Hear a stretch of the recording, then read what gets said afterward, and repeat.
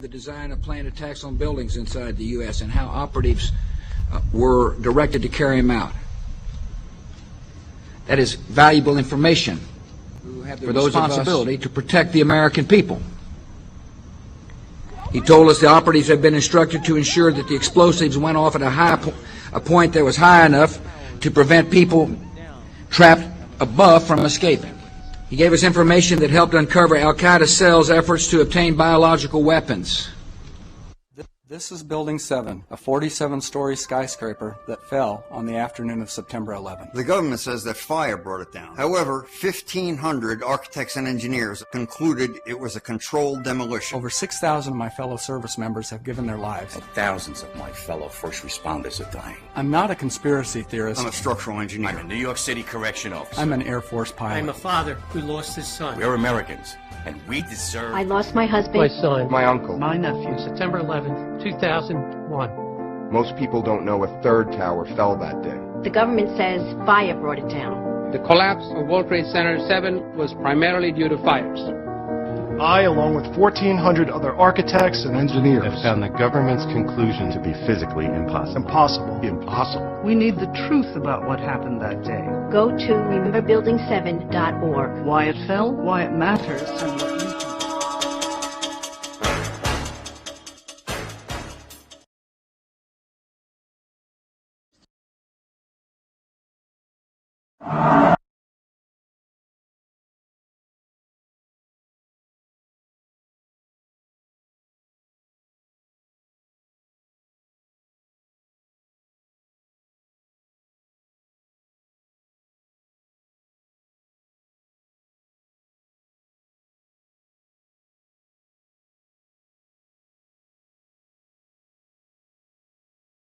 The 9/11 attack on America looked so much like a formula action-packed Hollywood disaster movie that it had "Made in the USA" written all over it. The only difference is it used real props and real people. It had terrorist villains, American firefighter heroes, fireball explosions, collapsing buildings, pedestrians chased by dust clouds, and it even had a God Bless America music score. Well-positioned cameras shot the action-packed drama from every conceivable angle. Just the picture of the helicopter landing and the president walking in, and then the 19 hijackers have been Saudi nationals. So in the terrible... He said that he didn't believe that Osama bin Laden... No one has blamed or accused him formally. That how many people worked in the building? The city is confirming that some 265 firefighters are believed. None of us will ever forget this day. People who knock these buildings down will hear all of it soon. America Remembers, Sunday, 8:30. The timing, the title, and the eerie advertisement for Harvey Weinstein's Lord of the Rings movie called The Two Towers was a prophetic and disturbing coincidence.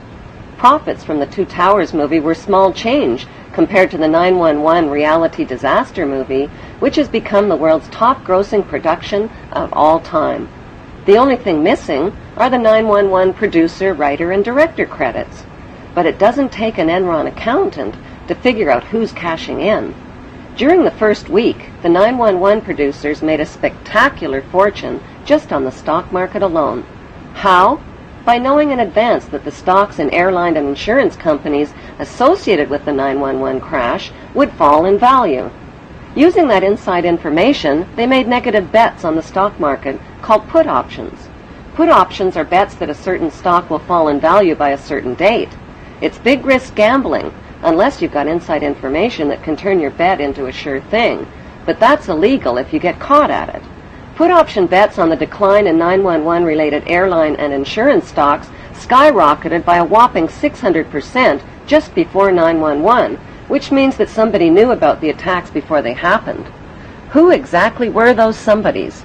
Merrill Lynch and HSBC, Morgan Stanley Dean Witter, the Bank of America, weapons manufacturer Raytheon, the Lehman Brothers, General Motors, Swiss Re, Munich Re, and AXA Re Insurance Company, which owns 25% of American Airlines.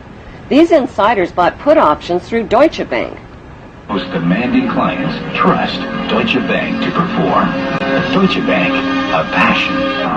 Buzzy Conrad, the former executive director of the CIA, just happened to be the manager of Deutsche Bank. And so the profiteers from 911 were not Osama bin Laden or his band of U.S.-trained Arabs. They were blue-chip Israeli, U.S., and British businessmen. Within the first week, the 911 producers sucked up $40 billion in box office profits from U.S. taxpayers who were hypnotized, terrorized, and traumatized by the infinite reruns. Think of it as a conspiracy theory true or false test. A. When George W. Bush started his first oil company, who helped fund it? Osama bin Laden's brother and brother-in-law. True or false? B. After a terrorist bomb at a barracks in Saudi Arabia killed 19 Americans, who got the multi-million-dollar contract to rebuild? The bin Ladens.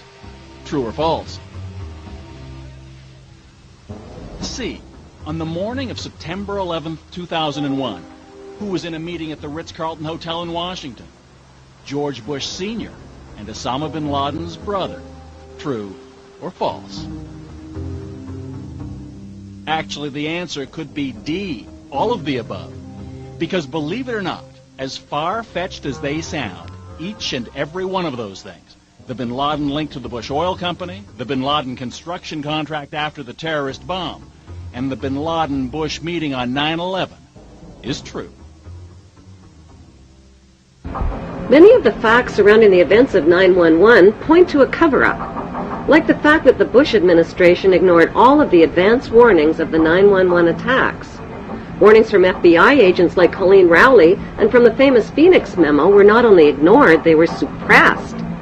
FBI Deputy Director John P. O'Neill quit his job when his investigation of Osama bin Laden was blocked. According to a September 24th Newsweek article, top Pentagon officials canceled their travel plans for 9/11 because of security concerns.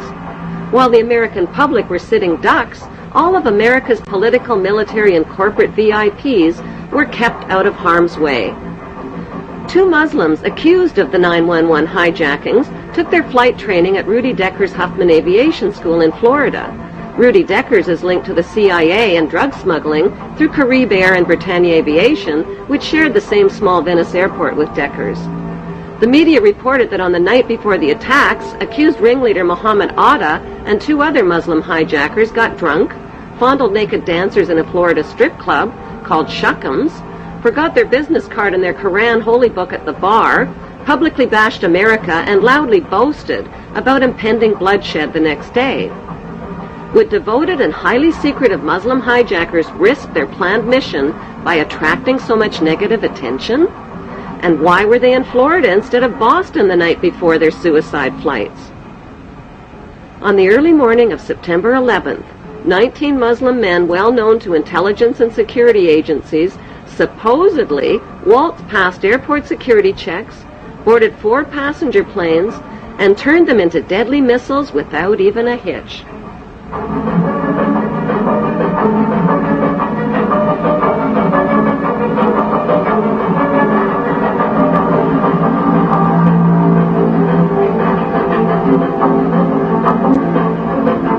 By 8:13 a.m., flight controllers temporarily lost radar contact with American Airlines Flight 11 and reported a suspected hijacking.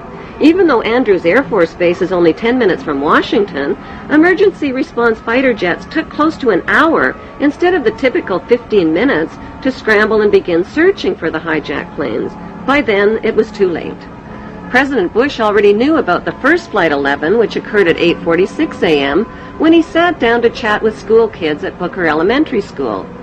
It wasn't until 9:05 a.m. that he was notified that a second plane, Flight 175, had also crashed into the World Trade Center and that America was under attack. Instead of being whisked to safety in this national emergency, Bush nodded and continued chatting with the kids for another 20 minutes about a pet goat, while American citizens were burning alive and leaping to their death from the smoking towers. Wailing against the wind as they fell, almost as if they had second thoughts. It was absolutely horrifying.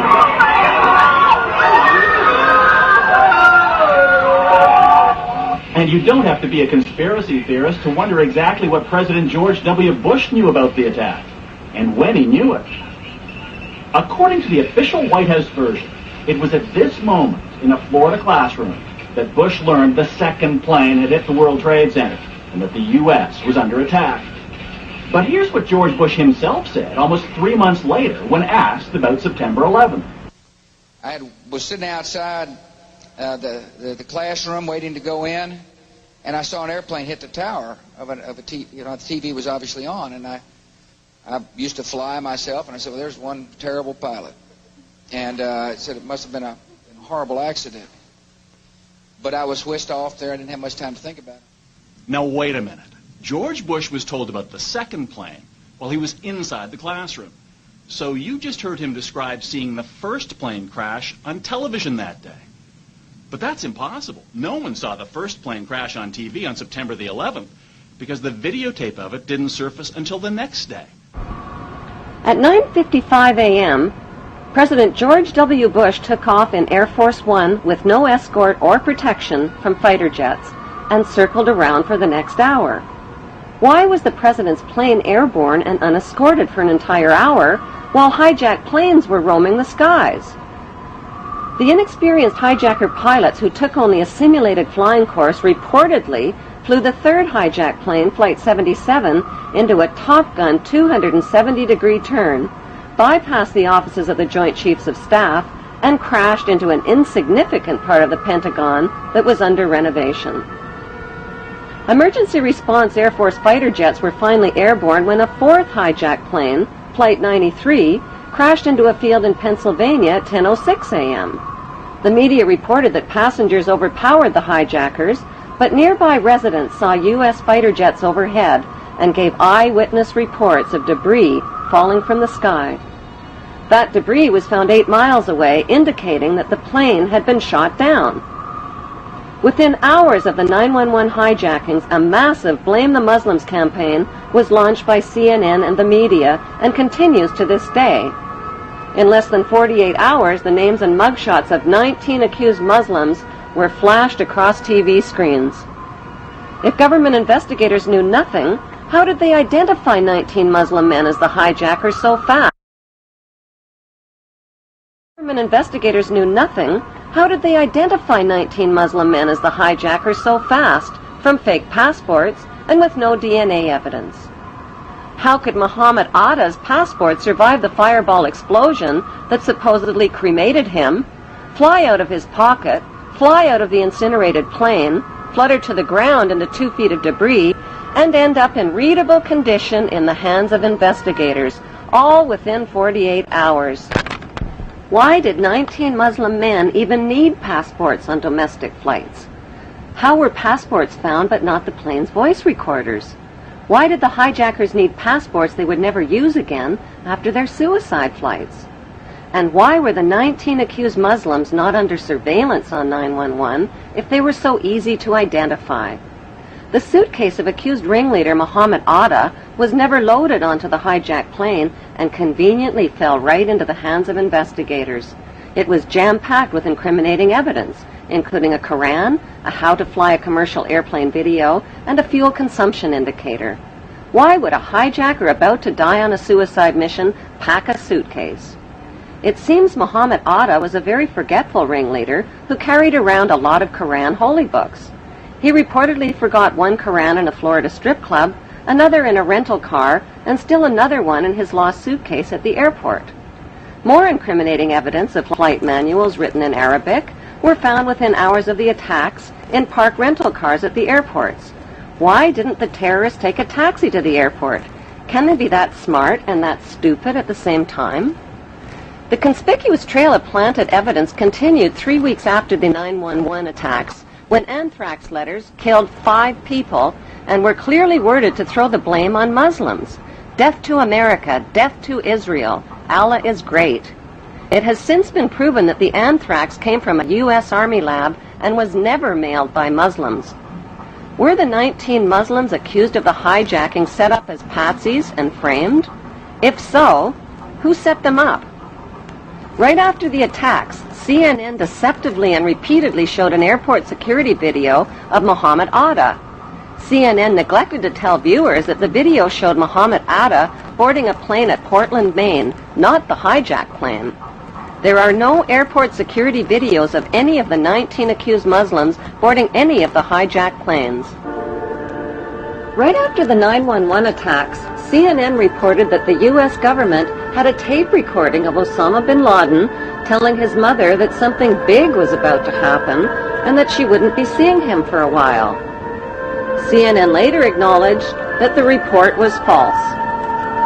Osama bin Laden consistently denied being involved in 9/11 and claimed the Israeli Zionists were behind the attacks. According to Japanese, Chinese, and Indian news reports, Osama bin Laden was killed in Afghanistan in the fall of 2001 and was buried in an unmarked grave by his own men.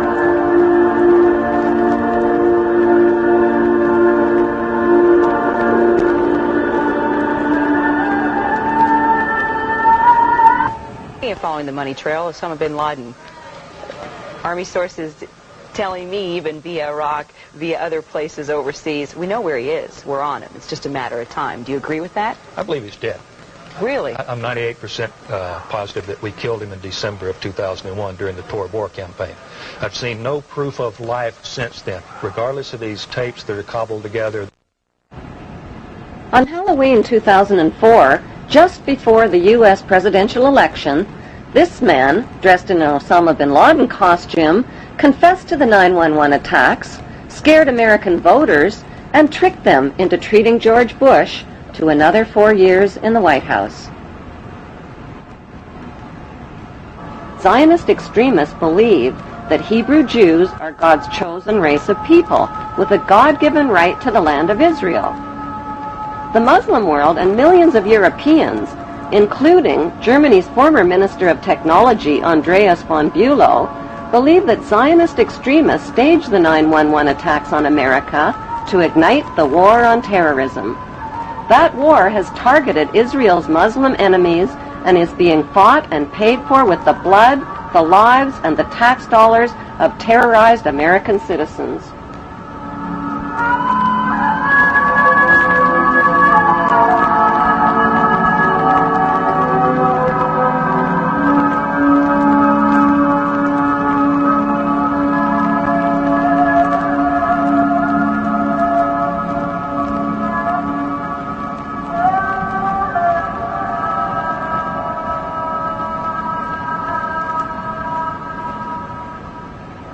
Half the world believes that 9/11 was a conspiracy carried out by Islamic Muslim extremists with financing from Muslim charities. The other half believes it was a conspiracy carried out by Jewish Zionists with financing from Jewish charities. Is there any evidence to support that belief? Since 9/11, FBI Director Mueller, BBC News, and ABC have confirmed that 7 of the 19 Muslims whose mugshots were flashed around the world did not die in the 9/11 crashes. They are alive and well and are victims of identity theft. An 8th accused Muslim died 1 year before the 9/11 hijackings even occurred. Who stole their identities, and why isn't the FBI looking for them? If the hijackers really were Muslims, why would they steal the identities of fellow Muslims and implicate them? Wouldn't they be more likely to steal Israeli identities and put the blame on Israelis? If the hijackers were Israelis, wouldn't they be likely to steal the identities of Muslims and put the blame on Muslims? Even though no one has been officially charged or convicted of the 9/11 hijackings, CNN and the 5 Western media monopolies have exclusively sold the American people on a Muslim conspiracy.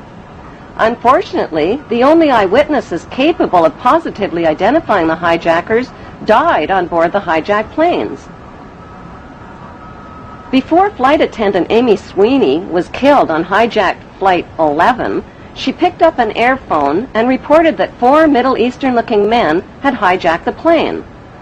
The fact is that Israeli men are Middle Eastern men who just happen to be Middle Eastern-looking.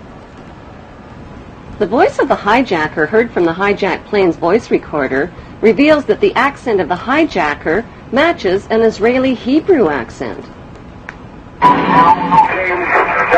stay quiet and you give key. We're heading to the airport. The next transmission comes seconds later. Nobody move. Everything will be okay. If you try to make any move, you'll danger yourself and the airplane. Let's stay quiet. After 9/11, 1,000 Middle Eastern-looking Muslim men were swept into U.S. custody, but the media kept quiet about 60 Middle Eastern-looking Israeli men who were also taken into custody and held under great secrecy. On December 11th, Carl Cameron of Fox News ran the first of a 4-part series about a group of Israelis who were among the 9/11 suspects. These detained Israelis failed polygraph tests about their surveillance activities against the U.S. and were caught videotaping the 9/11 attacks from different angles.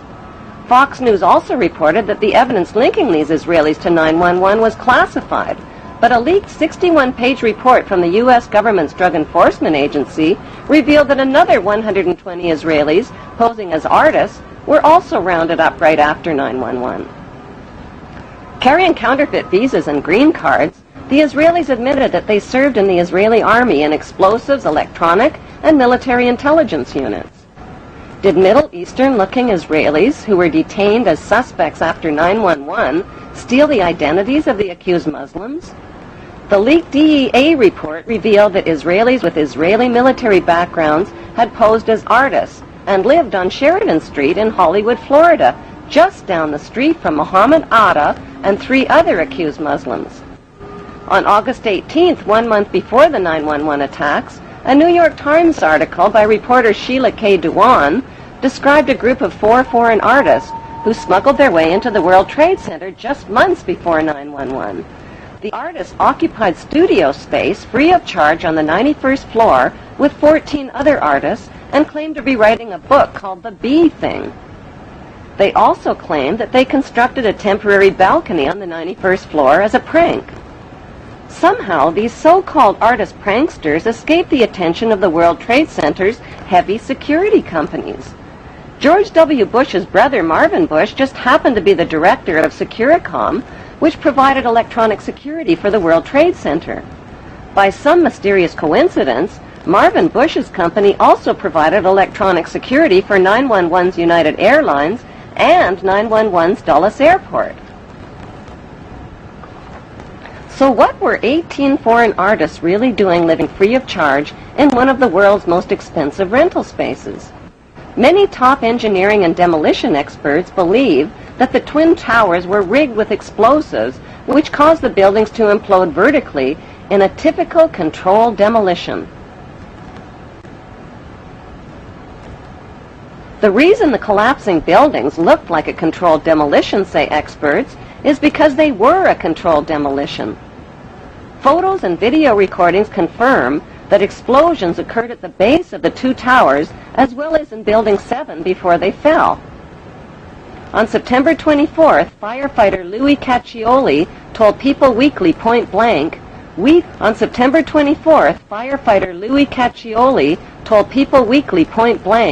we think there were bombs set in the building. That claim was echoed by many witnesses and by firefighters who heard the explosions just before Tower 1, Tower 2, and Building 7 collapsed. The steel-supported Twin Towers were built to withstand the impact of a passenger jetliner, yet the official explanation for their collapse is that the burning jet fuel heated the steel support beams and caused them to buckle.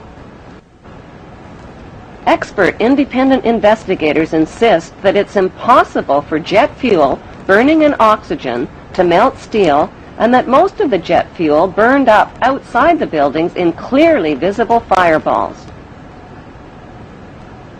After the crashes, the white smoke turned black, indicating cooling temperatures, not rising temperatures as reported. Why did a company called Controlled Demolition quickly haul away, melt down, and dispose of 499,850 pieces of structural steel that could have proved the temperature the steel had reached and the use of explosives? Why did Tower 2 that was hit last fall first, 53 minutes after being struck, whereas Tower 1 fell 1 hour and 28 minutes after being struck?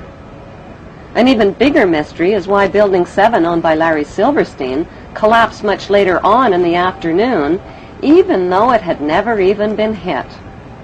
If these 3 World Trade Center buildings were rigged with explosives, when could the explosives have been installed, and who controlled access to the buildings? The 30-year-old World Trade Center has always been publicly owned and managed by the New York, New Jersey Port Authority. That is, until a Jewish businessman named Louis Eisenberg became the chairman. Eisenberg is an active leader in Jewish Zionist organizations. He personally oversaw negotiations that put the publicly owned World Trade Center into private hands. Those private hands belonged to 2 Jewish pro-Zionist billionaires named Larry Silverstein and Frank Lowy, even though their bid was lower than other bids. Lowy served as a commando in the Israeli army, and Silverstein just happens to be the former chairman of the United Jewish Israel Appeal. With Eisenberg's help, they landed the 99-year lease worth $8 billion for half price at $3.5 billion. During the moving, renovations, and security changeovers, explosives could have easily been installed in the buildings without detection. George W.'s brother, Marvin Bush, was not only the director of the World Trade Center's electronic security company, he was also the director of the World Trade Center's casualty insurance company called Houston Casualty. That company terminated their insurance coverage for the World Trade Center before 9/11, right in the nick of time. Another suspicious company occupied the 16th and 17th floors of the North Tower. That company, called Zim Israeli American Shipping, suddenly broke their lease, paid a $50,000 penalty, and moved out of the World Trade Center only weeks before 9/11. Zim Israeli American Shipping is owned by Zim Israel Navigation, which just happens to be owned by the government of Israel. If the new owners, Silverstein and Lowy, knew about the 9/11 attacks in advance, why did they buy a 99-year lease to the doomed buildings? Because they could do the simple math. Silverstein bought the $3.5 billion World Trade Center with only a $15 million down payment, which amounts to 0.01% of the total. He took out maximum terrorist insurance coverage only 6 weeks before the attacks. The demolition of the World Trade Center buildings on 9/11 eliminated Silverstein's cost for an $800 million facelift to update the aging 30-year-old buildings. As soon as the spanking new World Trade Center is finally built and expanded to over 11 million square feet of rental space, Silverstein stands to pocket billions of dollars per month. In the meantime, U.S. taxpayers are covering Silverstein's so-called losses. Then there's the big payouts from insurance policies with mega-terrorism insurance, which Silverstein took out just weeks before 9/11. Silverstein is demanding a 200% payout by claiming payouts for 2 separate 9/11 attacks instead of 1. Silverstein's insurance companies, called Swiss Re and Munich Re, are the same companies under investigation for advanced knowledge of 9/11 and for profiting from 9/11 on the stock market. If Silverstein's insurance companies knew in advance about the attacks, why would they insure doomed buildings? Were these giant insurance companies handpicked to keep a lid on their insurance investigation findings and to ignore the evidence of 9/11 cover-ups? Silverstein has since bought out Frank Lowy, paid off investors and loan groups, put limits on victim compensation claims, and turned the publicly owned World Trade Center into the smelliest private real estate deal in American history. George W. Bush threw up permanent roadblocks to stop an independent investigation of the 9/11 events. When the 9/11 Senate Committee report was published, 27 pages that would have connected international banks to 9/11 were censored. On October 30th, 2003, a CBC television documentary investigated the 10-year friendship between the Bush family, the bin Laden family of Saudi Arabia, and the Saudi royal family. That friendship includes illegal presidential campaign contributions and partnerships in oil and weapons companies like the Carlyle Group. Since 9/11, 2,500 relatives of victims filed trillion-dollar lawsuits against 7 international banks, against the Saudi friends of the Bush family, and against the U.S. government for suppression of information. On 9/11, all U.S. flights were canceled, and desperate relatives of 9/11 victims were grounded. 48 hours later, September 13th, an update. Private flights were still prohibited. To take off required government approval at the highest level. That morning, Prince Bandar of Saudi Arabia visited the White House. And later that day, something unusual began to happen. Despite the blanket aviation ban, several private planes, from Learjets to a 747, were cleared to depart from various U.S. cities. On board were dozens of the Saudi elite, almost every one of bin Laden or a Saudi royal. Meanwhile, Elizabeth Alderman was desperate to find a way from Paris to New York, where her son Peter was missing. The bin Laden family, whoever was in the United States, got safe passage home. And I couldn't get home to be with my children. Other families couldn't get to New York, who lived far away, to even begin to look for their children. At this point, we didn't know who was alive or who was dead. I couldn't get home, and the bin Laden family were all able to get home. Since 15 of the 19 hijackers were accused of being Muslims from Saudi Arabia, why wasn't the fury of George W. Bush directed at Saudi Arabia instead of opium-rich Afghanistan and oil-rich Iraq? Before the first plane ever even hit the first tower on 9/11, a massive military buildup was organized near Afghanistan called Operation Swift Sword and Operation Bright Star. 23,000 British troops were sent to the Oman Gulf near Afghanistan, and 17,000 U.S. troops joined NATO troops in nearby Egypt. All of these forces were positioned for attacks on the Muslim countries of Afghanistan and Iraq before 9/11. The Patriot Act, which was designed to limit American citizens' democratic rights and freedoms, was also designed and written months before the first plane ever even hit the first tower.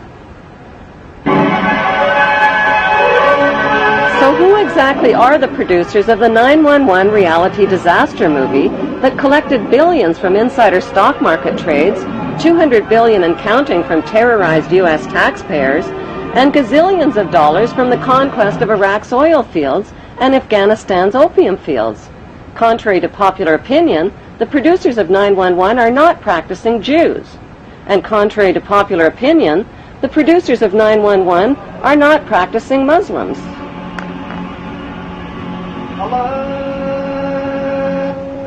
They are a secret network of international pirates who identify with no nation, no national flag, and no established religion.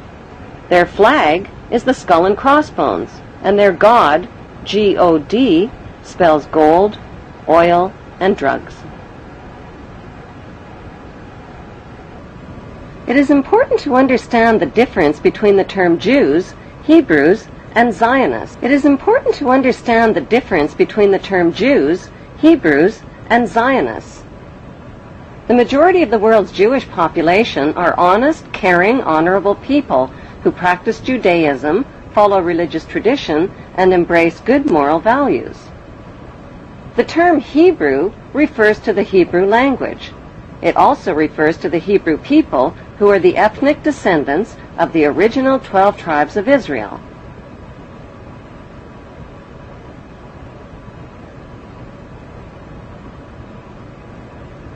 The term Zionist refers to political extremists.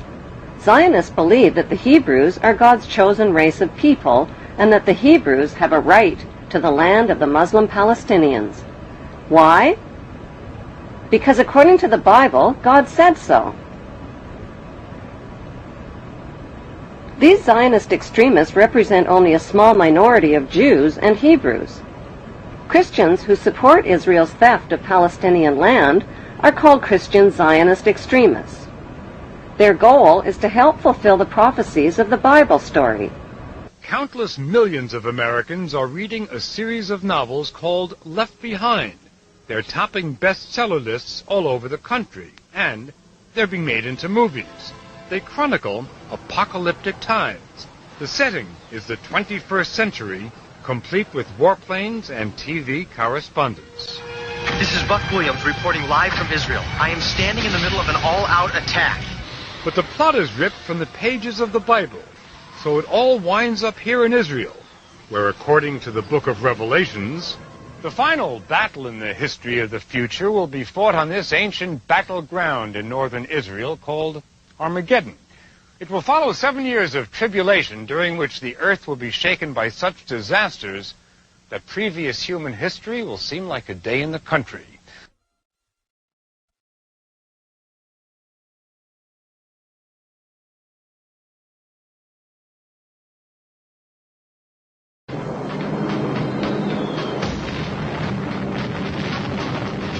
I made the only decision I ever knew how to make. I did what I thought was right. 50 years ago, the United States dropped the atomic bomb on Japan. To this day, Americans know very little about how that decision was reached. The idea that the United States committed these and other horrific crimes against humanity and participated in the 9/11 incineration of thousands of its own citizens is too frightening a thought for many to consider. But even more frightening are the consequences of denial.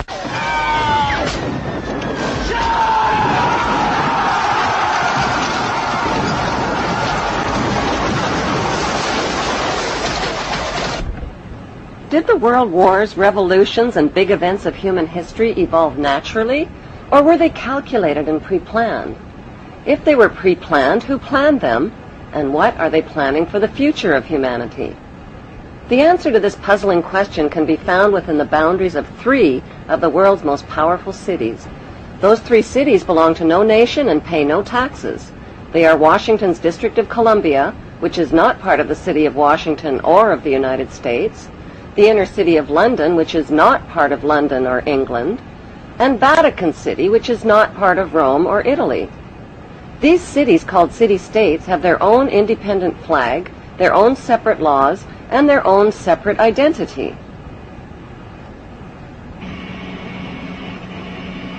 Vatican City is in fact a state, the smallest principality in the world. It lies on the banks of the Tiber, completely surrounded by the city of Rome. Its status as a separate state emerged from the Lateran Agreements of February 1929. It has its own newspaper, postal service, radio and television station, its own flag, and a population of about 1,000. The Vatican also has its own army of Swiss guards, and it even has its own prison. Gracing the walls of St. Peter's Basilica is the Vatican-approved image of God, an angry, bearded man in the sky, painted by Michelangelo. Sinners who disobey God's list of thou shalt nots risk incurring his wrath and damnation and burning in Satan's eternal hellfire. Cruel and violent images of God's tortured Son, suffering, bleeding, and dying, with thorns gouged through his skull and nails pounded through his feet and hands, are on display throughout the Vatican. These images serve as reminders that God allowed his Son to be tortured and killed to save the souls of human beings who are all born sinners. These explanations and scary images are especially difficult for children to comprehend. The Vatican rules over approximately 2 billion of the world's 6.1 billion people. The colossal wealth of the Vatican includes enormous investments with the Rothschilds in Britain, France, and the USA, and with giant oil and weapons corporations like Shell and General Electric. The Vatican solid gold bullion worth billions is stored with the Rothschild-controlled Bank of England and the U.S. Federal Reserve Bank.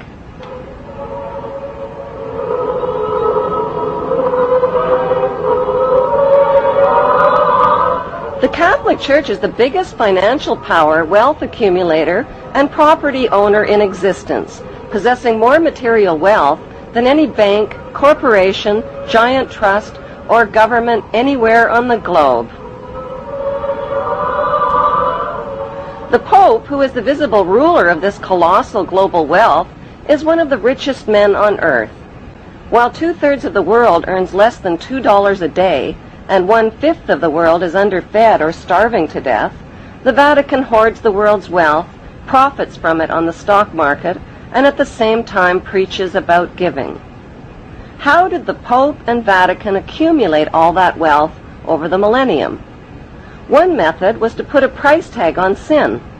Many bishops and popes actively marketed guilt, sin, and fear for profit by selling indulgences. Worshippers were encouraged to prepay for sins they hadn't yet committed and get pardoned ahead of time. Those who didn't pay up risked eternal damnation in Satan's oven. Pope Leo X rebuilt St. Peter's Basilica, selling tickets out of hell and tickets to heaven.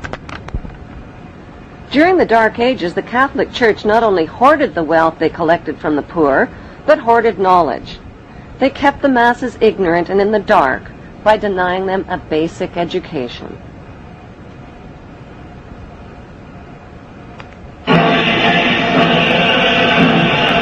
More than 60,000 armed Christians were on their way to reclaim Jerusalem from the infidel. More than 60,000 armed Christians were on their way to reclaim Jerusalem from the infidel.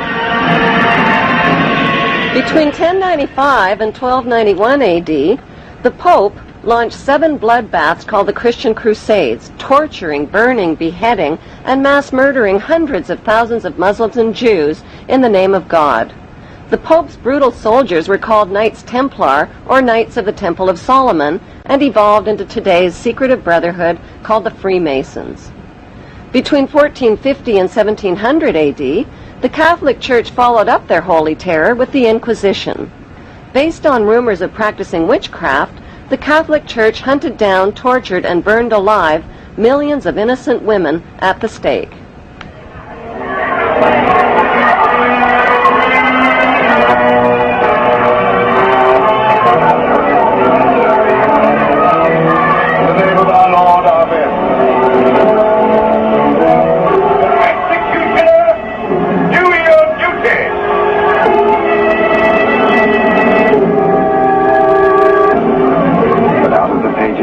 Is to emerge the one truth.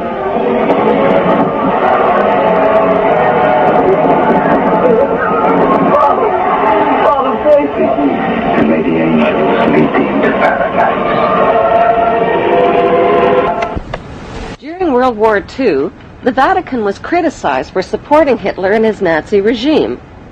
To this day, the Vatican is still under investigation for plundering Nazi gold from the Swiss bank accounts of Jewish Holocaust victims. Over the past 5 decades, more than 1,500 priests and bishops have been identified in the sexual assault of tens of thousands of boys and girls in their trusting congregations and orphanages. Why is this filthy rich institution preaching spiritual values of poverty and chastity while cardinals, bishops, and priests cover up their crimes of sexual abuse? Why has the Church fought and resisted the compensation claims of their sexually, emotionally, and spiritually traumatized victims? Like Vatican City, London's inner city is also a privately owned corporation or city-state, located right smack in the heart of Greater London. It became a sovereign state in 1694 when King William III of Orange privatized and turned the Bank of England over to the bankers. By 1812, Nathan Rothschild crashed the English stock market and scammed control of the Bank of England. Today, the city-state of London is the world's financial power center and the wealthiest square mile on the face of the earth. It houses the Rothschild-controlled Bank of England, Lloyd's of London, the London Stock Exchange, all British banks, the branch offices of 385 foreign banks, and 70 U.S. banks. It has its own courts, its own laws, its own flag, and its own police force. It's not part of Greater London or England or the British Commonwealth and pays no taxes. The city-state of London houses Fleet Street's newspaper and publishing monopolies. It is also the headquarters for worldwide English Freemasonry and headquarters for the worldwide money cartel known as the Crown. Contrary to popular belief, the Crown is not the royal family or the British monarch. The Crown is the private corporate city-state of London. It has a council of 12 members who rule the corporation under a mayor called the Lord Mayor. The Lord Mayor and his 12-member council serve as proxies or representatives who sit in for 13 of the world's wealthiest, most powerful banking families. This ring of 13 ruling families includes the Rothschild family, the Warburg family, the Oppenheimer family, and the Schiff family. These families and their descendants run the Crown Corporation of London. The Crown Corporation holds the title to worldwide Crown land in Crown colonies like Canada, Australia, and New Zealand. The British Parliament and the British Prime Minister serve as a public front for the hidden power of these ruling Crown families. Like the city-state of London and the Vatican, a third city-state was officially created in 1982. That city-state is called the District of Columbia and is located on 10 square miles of land in the heart of Washington. The District of Columbia flies its own flag and has its own independent constitution. Although geographically separate, the city-states of London, the Vatican, and the District of Columbia are one interlocking empire called Empire of the City. The flag of Washington's District of Columbia has 3 red stars, one for each city-state in the 3-city empire. This corporate empire of 3 city-states controls the world economically through London's inner city, militarily through the District of Columbia, and spiritually through the Vatican. The Constitution for the District of Columbia operates under a tyrannical Roman law known as Lex Fori, which bears no resemblance to the U.S. Constitution. When Congress passed the Act of 1871, it created a separate corporate government for the District of Columbia. This treasonous act allowed the District of Columbia to operate as a corporation outside the original Constitution of the United States and outside of the best interests of American citizens.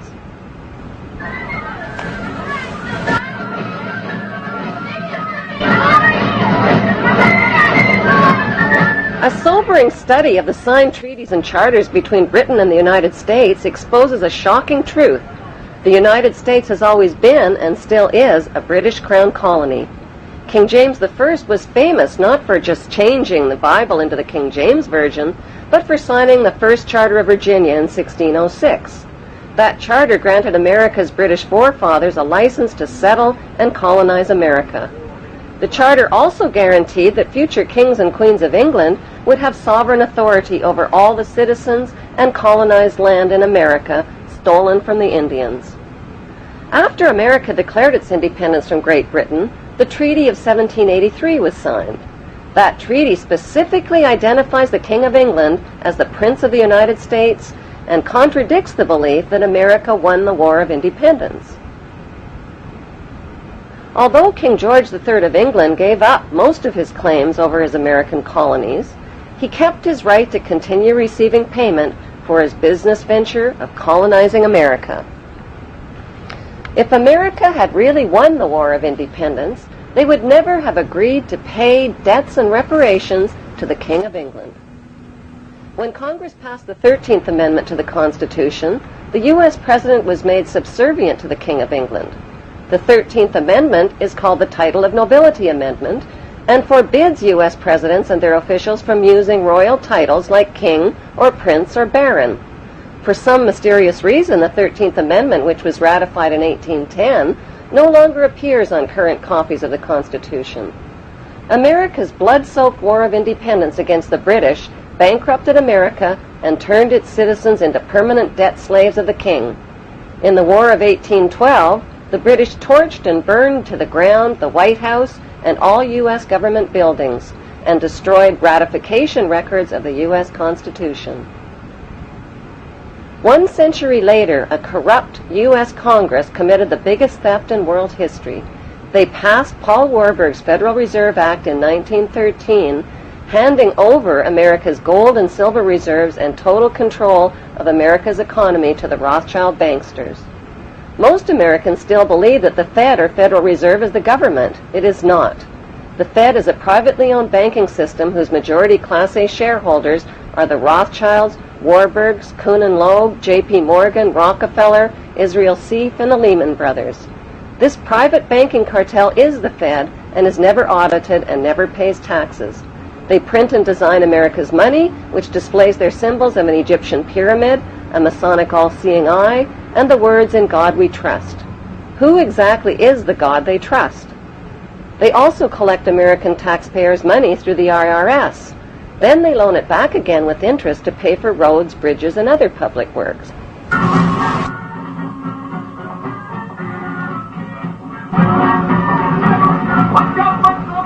American presidents are handpicked and financed by these special interest power groups.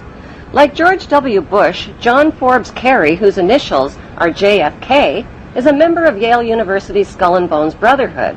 The Forbes part of John Kerry's name identifies his descendancy from Captain Robert Bennett Forbes, who was a drug runner for the Rothschilds' opium drug trade with China in the 1800s. Most U.S. citizens believe that the United States is a country and that the President is the most powerful man on earth. The United States is not a country. It is a corporation, and the President is President of the Corporation of the United States. He and his elected officials work for the corporation, not for the American people. Since the United States is a corporation, who owns the corporation of the United States? Like Canada and Australia, whose leaders are prime ministers of the Queen, and whose land is called Crown Land, the United States is just another Crown colony. Crown colonies are controlled by the empire of 3 city-states. At the center of each city-state is a towering, phallic-shaped stone monument called an obelisk that points skyward. In D.C. city-state, the obelisk, known as the Washington Monument, was dedicated to Freemason George Washington by the Freemason Grand Lodge of the District of Columbia. In D.C. city-state, the obelisk, known as the Washington Monument, was dedicated to Freemason George Washington by the Freemason Grand Lodge of the District of Columbia. The secretive Brotherhood of Freemasons laid the Washington obelisk's cornerstone in 1848 and contributed 22 Masonic memorial stones. 250 Masonic lodges financed the Washington Monument obelisk, including the Knights Templar Masonic Order. At the heart of London city-state is a 187-ton, 69-foot-tall Egyptian obelisk called Cleopatra's Needle. It was transported from Egypt and erected on the banks of the River Thames. In Vatican City, another Egyptian obelisk towers high above St. Peter's Square.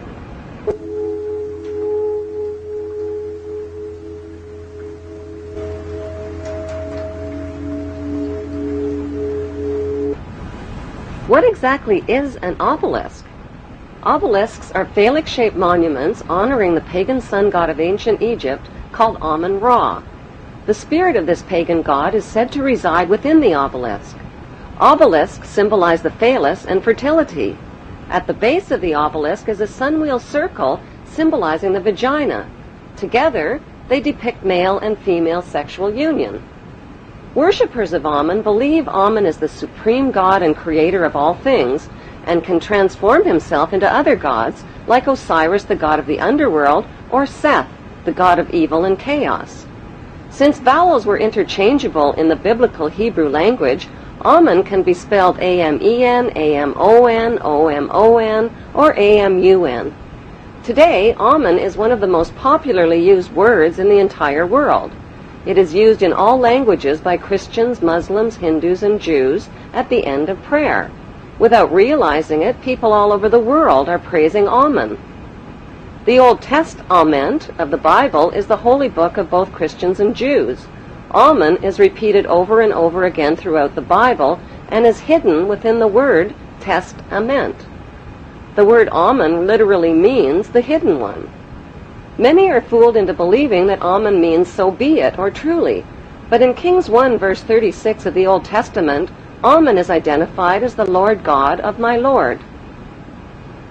Why in the world would the Vatican, a fortress of Puritan Christian values, erect a monument symbolizing the pagan god Amun and sexual intercourse right in its own front yard?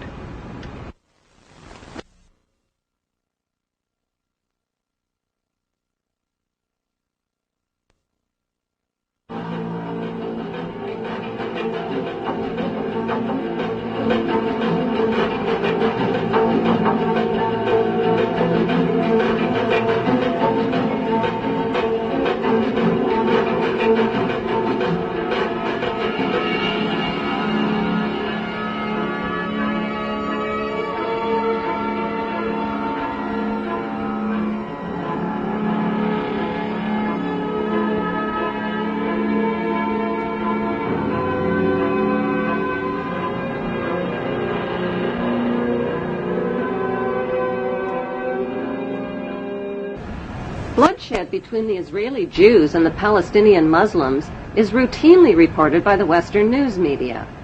But how much does the general public really know about what's going on in Israel? And why should they even care? Why? Because Israel has written human history, and it is also writing the future of humanity. It is important to know that the land now called Israel was originally called Canaan in ancient times. Canaan was populated by the Canaanite people, who were the ancestors of today's Palestinians imprisoned in refugee camps in Israel. About 3,500 years ago, the Semitic Hyksos kings ruled Egypt for 100 years, but were expelled from Egypt into Canaan. The Egyptians called these Hyksos people the Habarus, which means Hebrews. These expelled Hebrews invaded and conquered the land of Canaan and changed the name of the land from Canaan to Israel.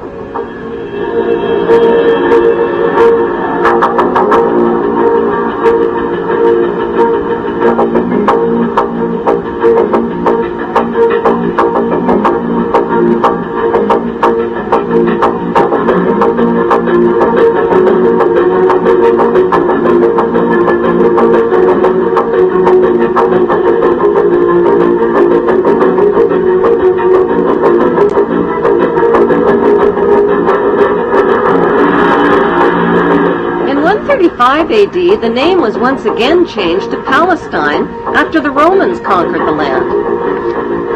As recently as 1948, the name was officially changed back to Israel again by the Hebrew Zionists, who slaughtered and drove the Palestinian people from their homes, land, and villages after World War II.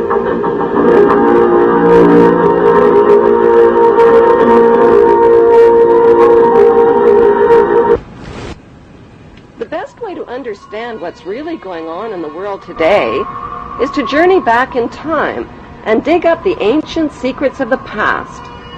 Those ancient secrets have been hidden by the ruling class beneath the shifting sands of Egypt for more than 4,000 years.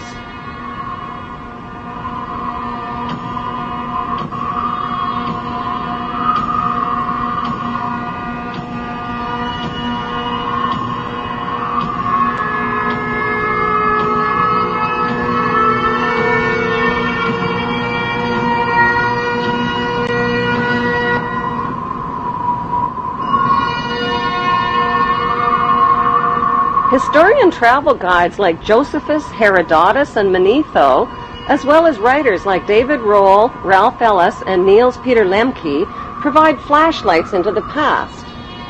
The earliest remains of human life on Earth were discovered in Africa. The ancient Egyptians kept detailed records of their culture and history in tombs, in temples, and on pottery, using pictures and writings called hieroglyphics. Archaeology experts have found absolutely no evidence whatsoever that Hebrew Jews lived as slaves in Egypt or of their exodus from Egypt. The plain truth is that Moses didn't lead Hebrew slaves out of Egypt any more than Charlton Heston did. So who was that bearded man with a magical staff named Moses?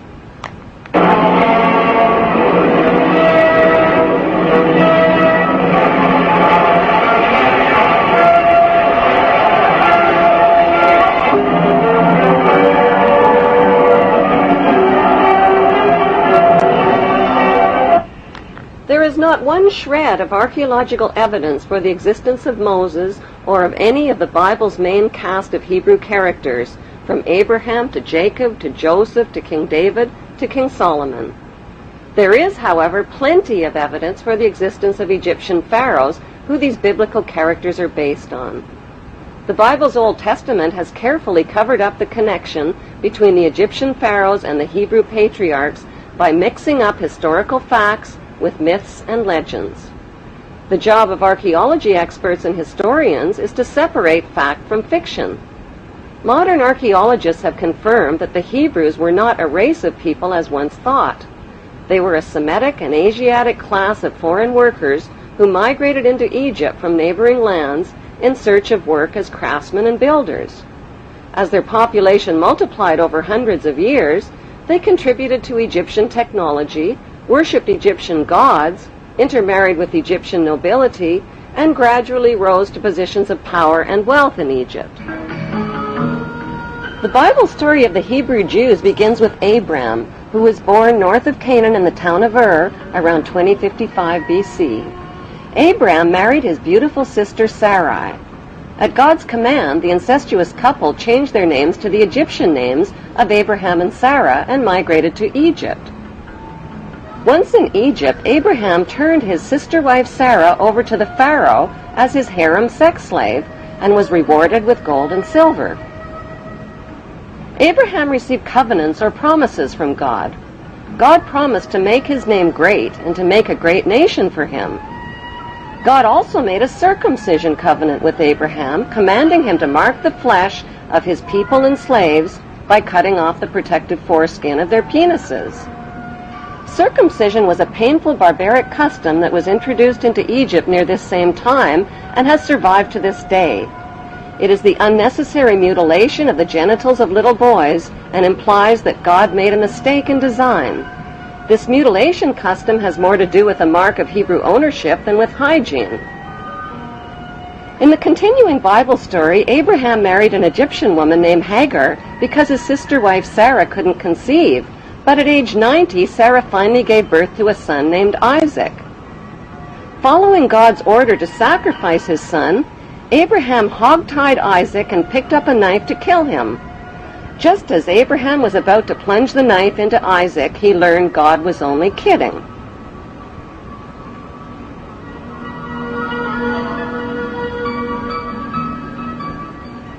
Who was the ruling pharaoh that the Bible neglects to identify when Abraham and Sarah reached Egypt? His name was Amenemhet I, and he ruled Egypt from 1991 BC to 1962 BC. The name Amenemhet means Amen is the head.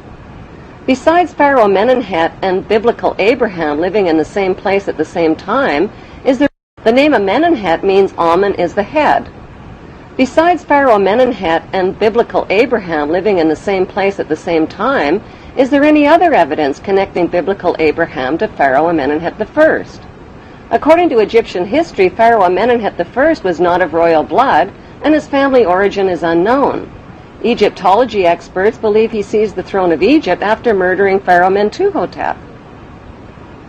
In 1818, Antonio Lobolo made a revolutionary discovery that identified the biblical Abraham as an Egyptian pharaoh.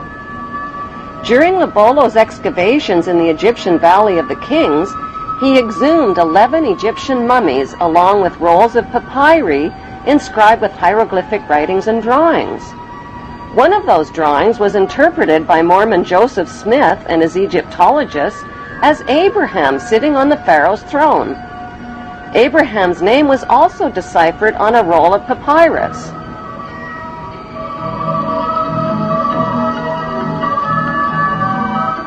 Joseph Smith published his controversial findings in the Book of Abraham in 1842 and was murdered 2 years later. Today,